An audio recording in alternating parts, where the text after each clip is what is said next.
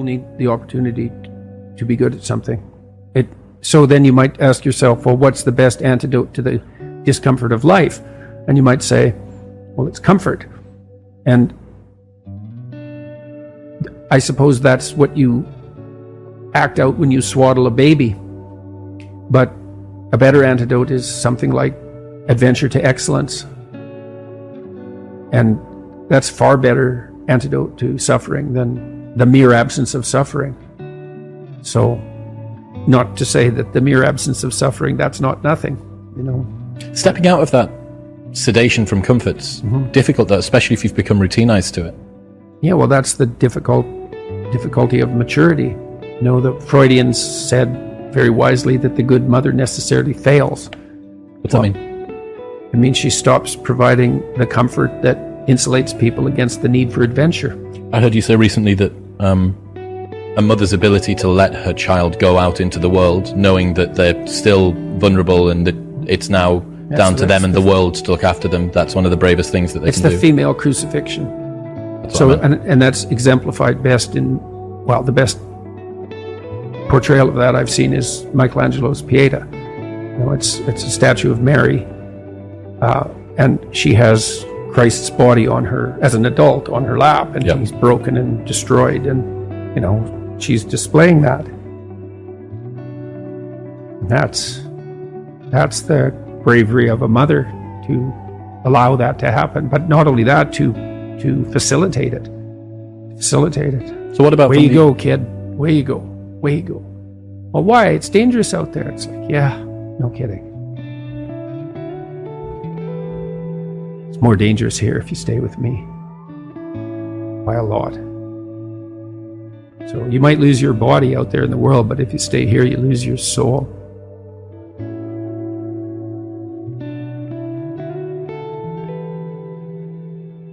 Don't have one plan, right? If you're going to stake yourself on something, you should throw a couple of alternative scaffolds up beside you so that you have somewhere to go. You want to be a doctor? Okay, well, you could be a nurse. It's like, it's not a doctor, but it beats cutting your throat. You're still doing 80% of what you wanted to do. So you want to think about this during your whole life, man. If you're going to take a high risk, you want to scaffold yourself in other areas so that if it fails, the bottom doesn't drop out and you die. And it's also very much worth thinking about with regards to setting up your life in general. It's like, if you concentrate solely on your career, you can get a long way in your career. And I would say that that's a strategy that a minority of men preferentially do. That's all they do. They work like 70, 80 hours a week. They go flat out on their career. They're staking everything on the small probability of exceptional status in a narrow domain. But it's hard on them. They don't have a life. It's very difficult for them to have a family. They don't know how to take any leisure activity. Like, they get very one-dimensional. Now, it may be that unidimensionality is the price you have to pay to be exceptional at one thing, right? Because if you're going to be something like a genius level mathematician and you want to do that or a scientist, say, it's like you're in your lab all the time, you're working 70 hours a week or 80 hours a week, you're smart, you're dedicated, you're unidimensional, and that's how you get to beat all the other people who are doing that. It's the only way. But the problem is, you don't get a life. Now, if you love being a scientist and you have that kind of focus of mind, well, first of all, you're a rare person, and second, you're going to pay for it. But fine, more power to you. But it's a risky business to do that. You sacrifice a lot for it, you know. And I would say most often, if you're speaking about having a healthy life, that isn't what you do. You spread yourself out more. So, you know, you have a family, you have some things that you do outside of work that are meaningful to you and useful. You have a network of friends. Well, those 3 things alone, or 4 things alone, are plenty to keep you well oriented. And then if one of those things collapses, you know, everything doesn't go. Now, the price you pay for that is, the more you strive to optimize that balance, the less likely you are to be fantastically successful at any single one of them. But you might have a very, you know, if you consider your life as a whole, that might be a winning strategy. One of the things Carl Jung said, I really liked this. He thought that men went after perfection and women went after wholeness. So they're different value, they're different, there's something different at the top of the value hierarchy.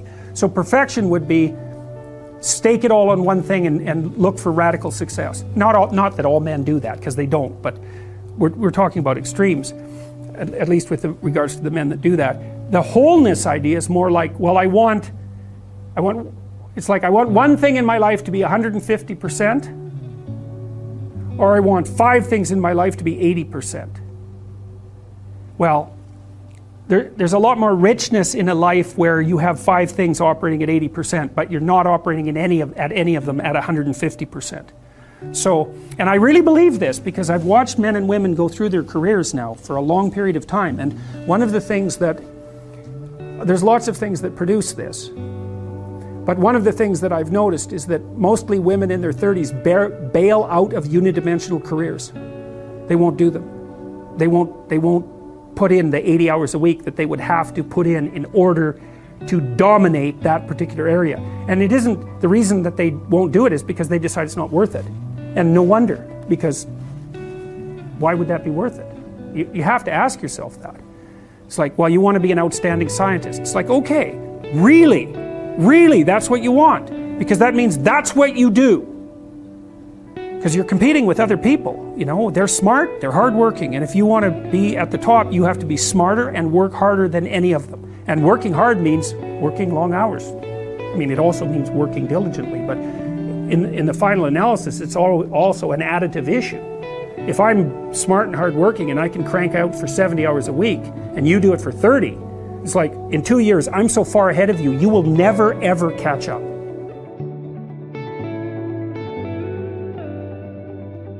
A woman is extremely bonded with her infant, say between 0 and 9 months, and the infant is utterly helpless. And so, complete compassion and the provision of comfort is the only job that matters, and that's really the case. And then the woman has to switch gears to some degree. The mother has to switch gears as the child starts to become more mobile, fundamentally, and more independent.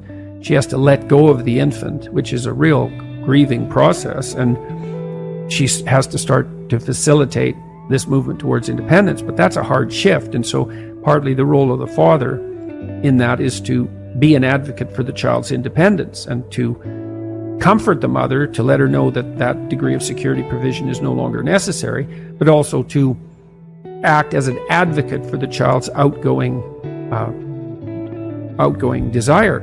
And so it's the Oedipal situation is not only the mother, it's also, say, the weak father, but then it's also the child. So you can imagine, because Jung believed that these negotiated agreements were relational. So, you know, you're 6, you're in grade 1, maybe you're feeling a little ill, maybe you're not, maybe you're playing with being a little ill, and maybe you're playing with exaggerating how ill you are, and your mom comes downstairs and says, you know, you've got a test today at school, maybe you haven't quite prepared for it, maybe you know you should have, and she says, but you know, you seem to have a tummy ache, maybe you're too sick to go to school. And the kid thinks, well, maybe I could just stay home and, you know, mom could tuck me in and I wouldn't have to take that test and I wouldn't have to confront the world. And he says, yeah, mom, my stomach really hurts. And away we go. And the child has made a choice. And you think, well, that's a catastrophic choice. And you think, well, children shouldn't be held accountable for choices they make at that age. It's like, that child's soon going to be an adult that's going to make very similar decisions. The choice has consequences, and to be held accountable for that is to recognize purely that the choice has consequences and that it is a choice. Now, you know, you could say, well, 95% of the blame is to be put on the mother, and maybe that's an overestimate. I think it probably is. But the child could say, Mom, you don't have to worry about me. I'm going to get up and go do this. And that's choice. And that's the right choice.